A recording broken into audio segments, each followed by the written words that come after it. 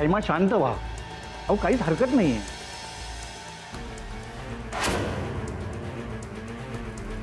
अशा अडचणींना आता प्रत्यक्ष परमेश्वर सुद्धा समजू शकतो. तिला आराम करू दे आणि आपलं पुण्य वाचून तर झालंय. आता थोड्या वेळी आली नाही तरी काही हरकत नाही.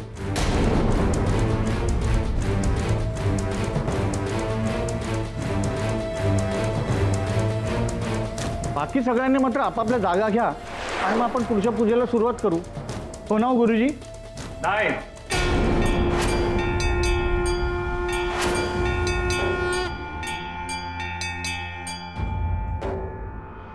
आता ते शक्य नाही.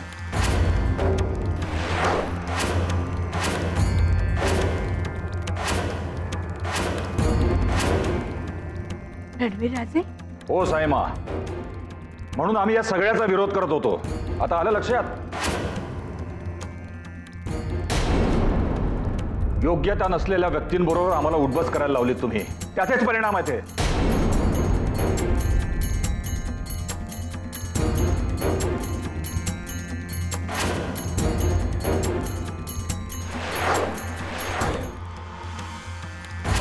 रणवीरराजे, शांत व्हा तुम्ही. का शांतपणे घेऊ?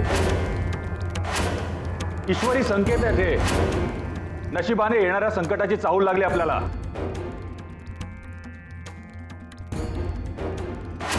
अशा लोकांबरोबर धार्मिक कार्य देवालाही पटलेलं नाहीये, म्हणून हे विघ्न आणलं त्याने.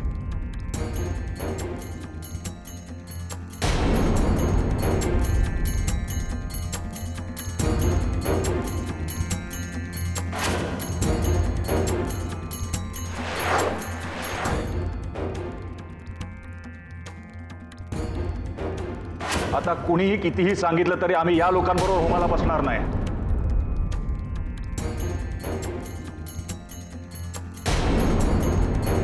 पुढचं कार्य होईल, पण ते आमच्याशिवाय किंवा यांच्याशिवाय.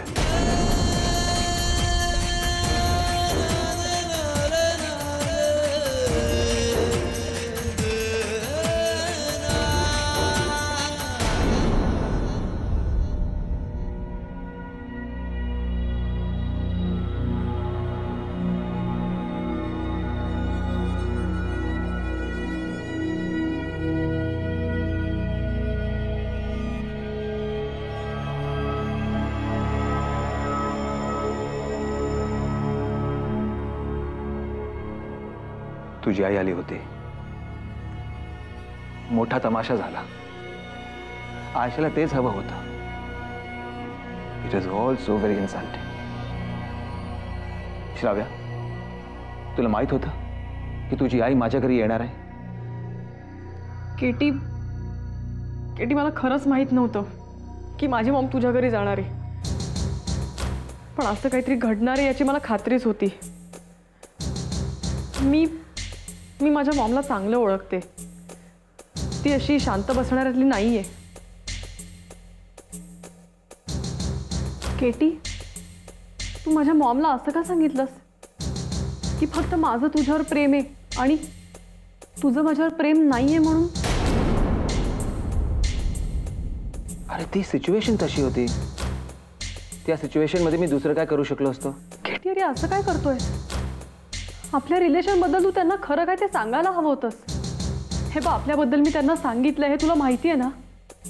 मग तू तिच्यासमोर असं का बोलणार? Shravya, try and understand. मी आणि आयशा आजही हजबंड वाईफ आहोत. आमचं पटत नसेल तरी आजही एका घरात राहतो आम्ही. केटी, हे अजून किती दिवस चालणार आहे? आपण बाहेरच्या लोकांची काळजी करण्यापेक्षा आपली काळजी करायला हवी आहे. आयशा बरोबर हे असं मनाविरुद्ध नातं जपण्यापेक्षा तू ते तोडून टाकशील असं प्रॉमिस दिलं होतंस तुम्हाला. तुला आठवतंय ना?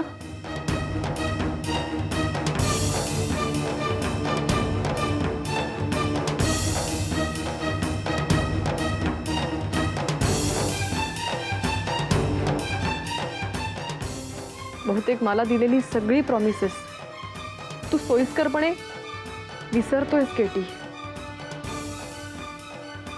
नाही श्राव्या, मी केलेली प्रॉमिस मी विसरणार नाही. कधी विसरणार नाही. त्याचं प्रॉमिस. मी प्रॉमिस पूर्ण करणार. फक्त त्यासाठी योग्य वेळ येण्याची वाट पाहतोय. आणि तोपर्यंत माझ्यावर विश्वास ठेवणार तू.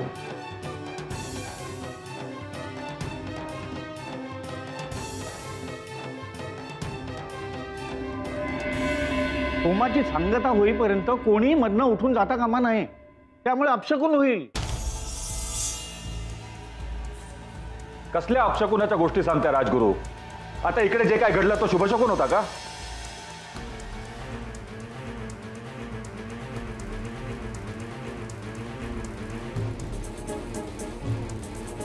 तसं नसतं.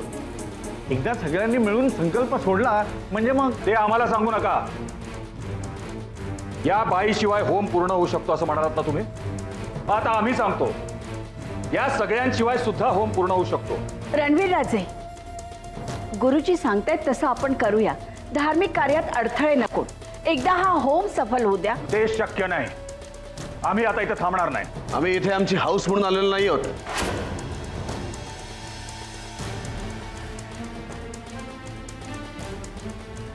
साईमांनी आम्हाला इथे बोलवलं म्हणून आम्ही इथे आलोय.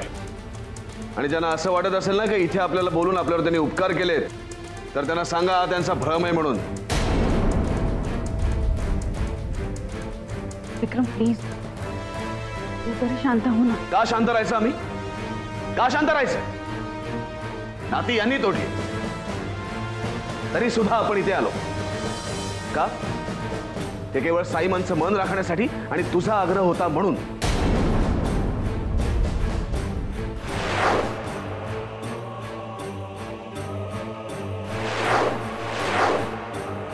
हो ना, मग ज्या कामासाठी आलो ते पूर्ण तर होऊ दे.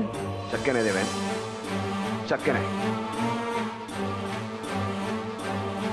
ज्यांना आपल्यावर कोणी उपकार करते याची जाणीव नसते ना, त्यांच्यासाठी काहीही करणं म्हणजे व्यर्थ आहे.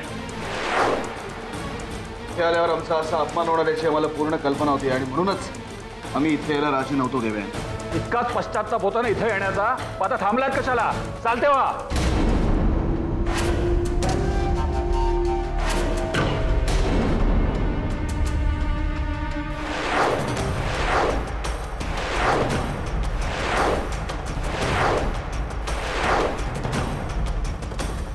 कृपा करून तुम्ही दोघं भांडू नका. हो विक्रम, प्लीज. भैया सर,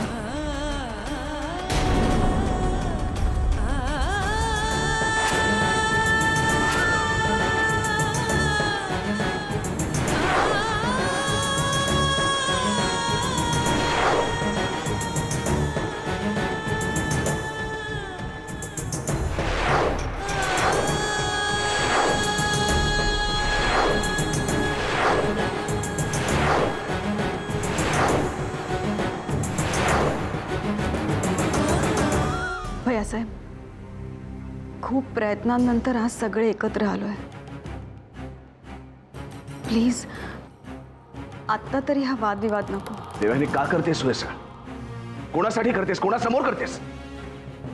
या लोकांसमोर जे अजूनही स्वतःच्या खोट्या अहंकारातून बाहेर आलेले नाही.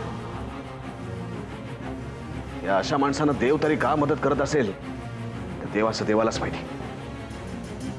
माणसाच्या जीवापेक्षा घराण्याची प्रतिष्ठा जास्ती मोठी असते हे तुम्हाला काय कळणार? म्हणून राजघराण्यात जन्म घेऊ नये. उकिरडे फुकायची अवदसा आठवते तुम्हाला? बस झालं, बस झाला आता रणवीर राजे. खूप ऐकून घेतलं आम्ही सुद्धा आतापर्यंत. एवढा जर गर्व असेल ना तुम्हाला स्वतःच्या राजघराण्याविषयी, तर हे राजघराणं तुमचं तुम्हालाच लखला बसू दे.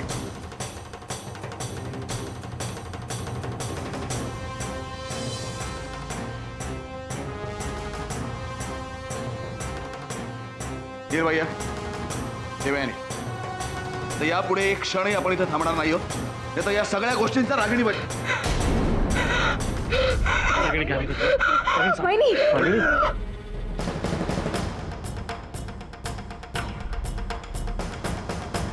काय होतं?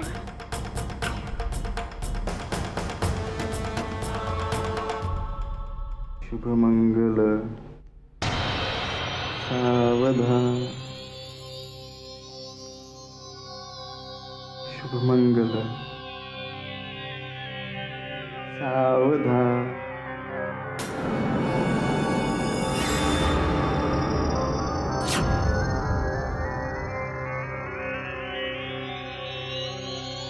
हा आपल्या लग्नाचा अंतरपाठ. आणि मग काय झालं? शुभमंगल सावधान. हा हा काय प्रकार आहे? हे सगळं काय मला सांगा. एक मिनिट, या हॉस्पिटलला काही सिक्युरिटी वगैरे काही आहे की नाही? हा, कुणीही माणूस येतो आणि माझ्या बाळाला मारहाण करून जातो, याचा अर्थ काय? मॅडम माझं ऐका जरा. अजूनही तुम्हाला काही सांगायचंय? ऍक्च्युली मॅडम असं काही घडेल असं आम्हाला देखील वाटलं नव्हतं. मी तुमच्या विरुद्ध पोलीस कंप्लेंट करू शकते याची तुम्हाला कल्पना आहे? प्लीज प्लीज मॅडम असं काही करू नका. पुन्हा अशी चूक होणार नाही. पण यावेळी तरी कशी झाली? अहो एवढा शिकला सवरलेला प्रतिष्ठित माणूस असं वेड्यासारखं वागेल असं वाटलं नव्हतं. अहो आम्हाला वाटलं सोमूला फक्त तो भेटायला आला होता, पण नंतर पाहिलं तर. ठीक आहे, यावेळी माफ करते मी तुम्हाला, पण यापुढे सोहमची काळजी घ्या. ठीक आहे, त्या बाबतीत तुम्ही निश्चिंत राहा. मी त्या विक्रम विरुद्ध पोलीस कंप्लेंट करतो. नाही, तुम्ही पोलीस कंप्लेंट करायची नाही.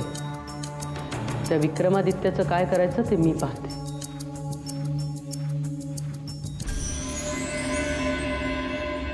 रणवीर राजे, तुम्ही त्यांना थांबवायला हवं होतं. हे असं व्हायला नको होतं. ताई मग एक मिनिट, ते झालं ते चांगल्यासाठीच झालं. या तुम्ही.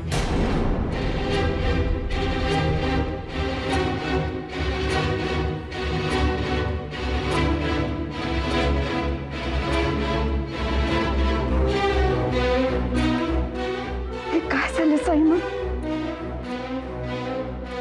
असं खरंच नको होतं व्हायला. प्रियदर्शनी, परत एकदा त्या सामान्य घरातल्या मुलीनं आमच्या प्रयत्नांवर पाणी फिरवलं.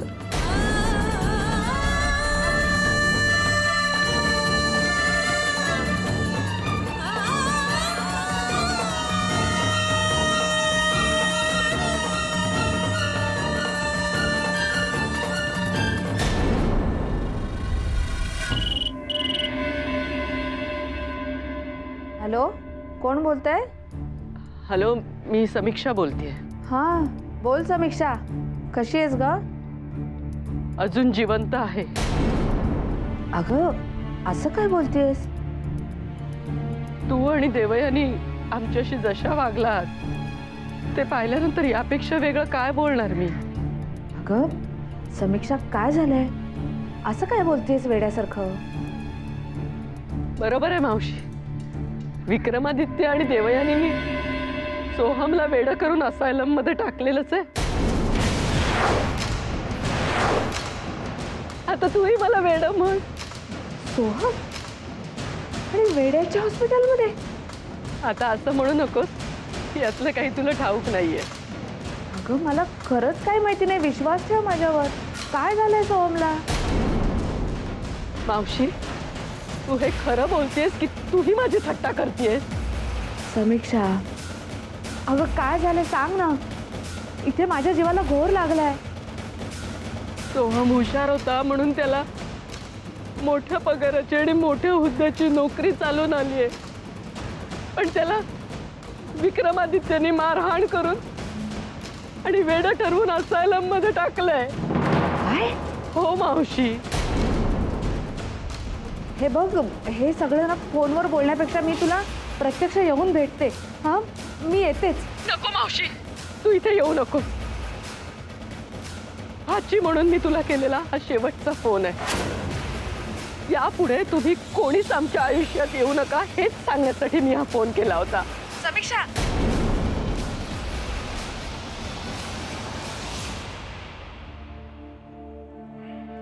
घे.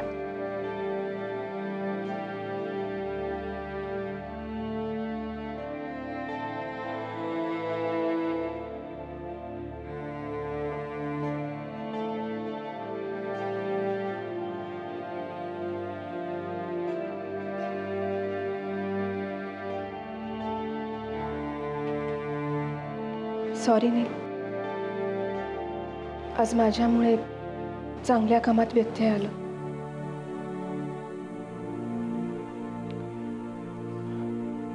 रागिणी, जे काही घडलं त्यात तुझा काहीच दोष नव्हता. आजार पण सांगून येत नाही ना. आज सकाळी घराबाहेर पडताना आपण दोघं किती खुश होतो. मला असं मनापासून वाटत होतं की रागिणी, तुला आरामाची गरज आहे. आम्हाला असं वाटतं की हा विषय आपण इथेच थांबूया.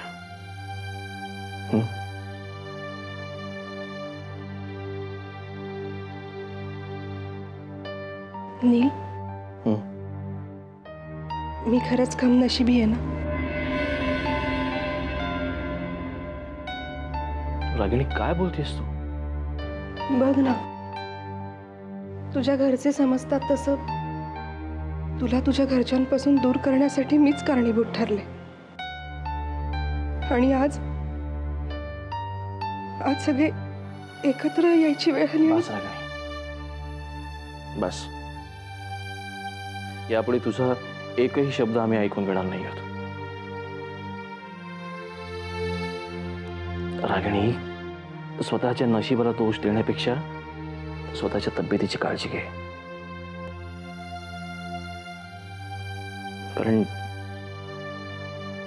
कारण आम्हाला आजही तुझी जास्त गरज आहे.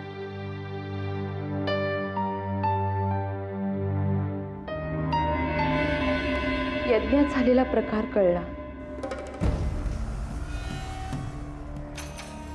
खूप वाईट वाटलं. तुम्ही मुलांसाठी इतकं काही करता आहात साईमा, पण त्याचा काय उपयोग झाला? शेवटी सुनेनी घात केलाच. यज्ञात अडथळा यायचा होता तो आला. आम्हाला किती दुःख झालंय ते आमचं आम्हाला माहिती आहे. तुमचं दुःख मी समजू शकते. आज तुम्ही राजमाता असूनही तुमचा मान सन्मान बाजूला ठेवलात. का?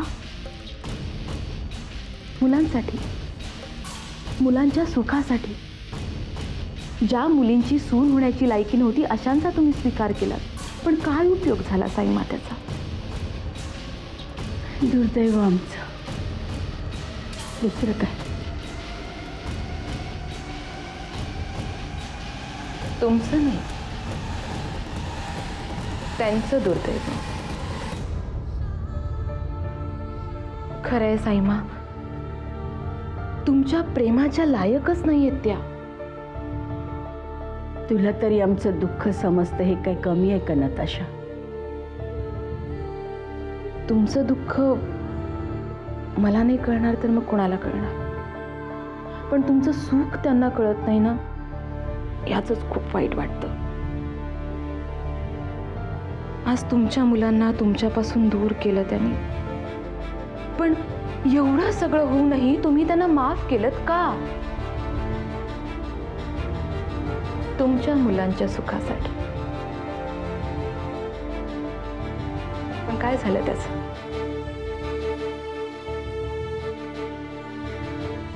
साईमा, यज्ञही पार पडू शकला, पण तुम्ही काळजी करू नका. ज्या मुलांच्या डोक्यावर तुमच्यासारख्या आईचा हात असतो त्यांच्या वाटेला दुःख कधी येत नाही. काहीही नातं गोतं नसताना तुला आमच्या मुलांच्या बद्दल इतकं वाटतंय, हे समाधान काही कमी आहे का नताशा? साईमा, मी मी मी तुमच्यासाठी कोणीच नाही का? नाही, आमच्या सगळ्या सुनांपेक्षा आज तू आम्हाला खूप जवळची वाटतेस. साईमा,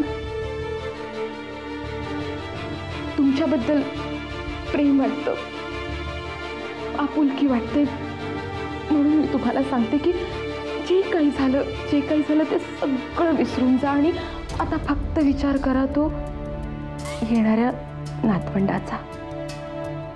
हो साईमा,